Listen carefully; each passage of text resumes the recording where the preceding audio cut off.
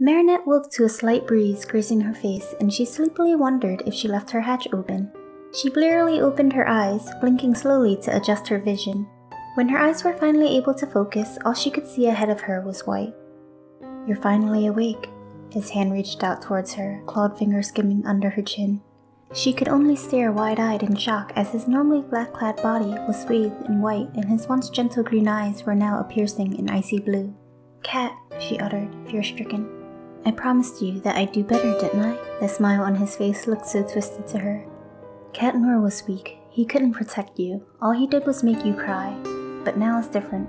Like this, you'll never have to worry." Marinette shook her head in disbelief. He seemed to be confused by her reaction. He wanted her to be happy, but her expression showed otherwise. "This isn't what I wanted," she eked out as she tried to hold back her tears. But despite her best efforts, the water brimmed at the edge of her eyes and began to spill over upon her cheeks. Cat recoiled from the tears as if it caused him physical pain. The frustration and hurt was clearly etched on his face. "Then what did you want?" he asked almost bitterly. She instinctively backed away from him, despite something behind her preventing her from doing so. Her foot slipped downward, throwing her sense of balance off, and her body fell forward. Her eyes immediately took notice of the cityscape beneath her, and she gripped the beam under her tightly to steady herself. Her heart raced as she finally took in her surroundings. She looked down to see her leg dangling, the height making her feel dizzy, without the security of having her yo-yo. It looked like he had brought her to a construction site, or perhaps a ruined building. Everything looked cold, gray, and lifeless. "I'll get rid of whatever makes you sad. So tell me, what do I have to destroy to make you smile?" "Cat, you need to be purified, then we can talk, okay? Tiki? Tiki!" She called frantically, but there was no response. "Is it me?" he asked. "No, that's not it!" She felt suffocated, her insides twisting into knots. She knew that she had to pull herself together. She needed to find Tiki so that she could fix everything, but she remained frozen to her spot. Her breath hitched in her throat when his hand brushed against her cheek. His thumb gently wiped a tear away and his expression softened. "I'm sorry, Marinette." The sense of finality that she felt from his apology was alarming, but she had no idea what to say or how to respond. Her words were caught in her throat, and her body refused to do anything else except tremble like a coward. As the quiet whisper of cataclysm passed his lips, she forced her body to move forward, but it was too late. A scream racked through her entire being as he turned his power toward himself.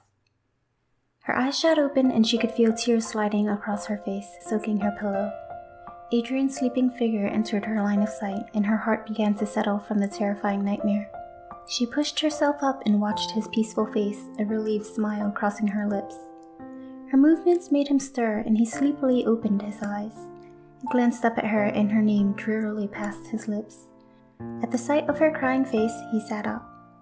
"What's wrong?" He raised a hand and wiped the tears from her cheeks.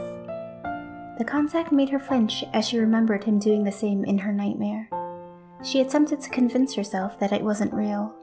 She crashed into his body, arms encircling his waist tightly. "Marinette?" His voice still sounded tired, and she pressed closer to him, listening to the steady beating of his heart. It was a soothing sound, letting her know that he was still there with her, alive and well. "You're here."